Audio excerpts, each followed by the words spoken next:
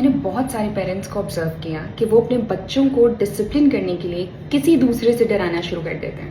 تو میری بات نہیں مان رہے ہو تو بھی بلاؤں تمہارے تایا کو, تمہارے چچا کو, تمہیں سیدھا کر دیں گے. بلاؤں میں فلانی آنٹی کے ہسبینڈ کو, تمہیں سیدھا کر دیں گے. اور ڈرانا بھی کس چیز سے؟ ان کی مار سے, کہ وہ تمہیں کمرے میں بند کر دیں گے, تمہیں ماریں گے. یہ سب چیزیں بہت ڈیمیجنگ ہیں بچے کے لیے.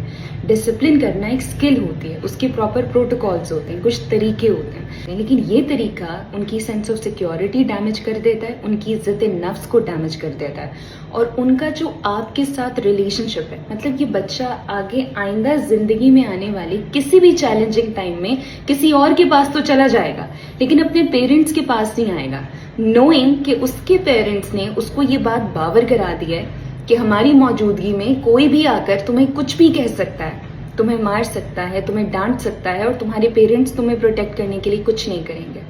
بچے کی عزت نفس کے لیے اس کا پروٹیکٹڈ ہونا, خاص طور پہ اس کے پیرنٹس کا اس کو پروٹیکٹ کرنا بہت ضروری ہوتا ہے. اس کی سیلف اسٹیم, اس کی سینس آف سیکیورٹی کو مینٹین رکھنے کے لیے اس کو یہ کانفیڈنس دینا بہت ضروری ہوتا ہے کہ جب تک میں تمہارے ساتھ کھڑی ہوں یا کھڑا ہوں, کوئی بھی تمہیں کچھ نہیں کہہ سکتا. اور اگر کسی بڑے کو کوئی اصلاح کرنی بھی ہے, انہوں نے کچھ دیکھ لیا ہے, کسی بچے کو کسی ایکٹیویٹی میں انگیج دیکھ لیا ہے, تو اس کا صحیح طریقہ یہ ہے کہ وہ اس بچے کے پیرنٹس کو انفارم کرے, کیونکہ اصلاح کرنے کے لیے بانڈ ہونا, کنیکشن ہونا بہت ضروری ہے.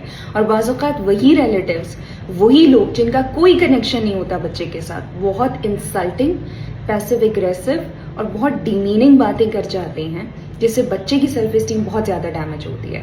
بہت کریٹیکل ایج ہوتی ہے, اسپیشلی ٹین ایج. اس پہ خیال رکھنا چاہیے کہ بچے کو جہاں ہم کریکٹ کر رہے ہیں وہیں اس کی پرسنالٹی کی یونیک ایلیمنٹس کو ضرور پروٹیکٹ کریں.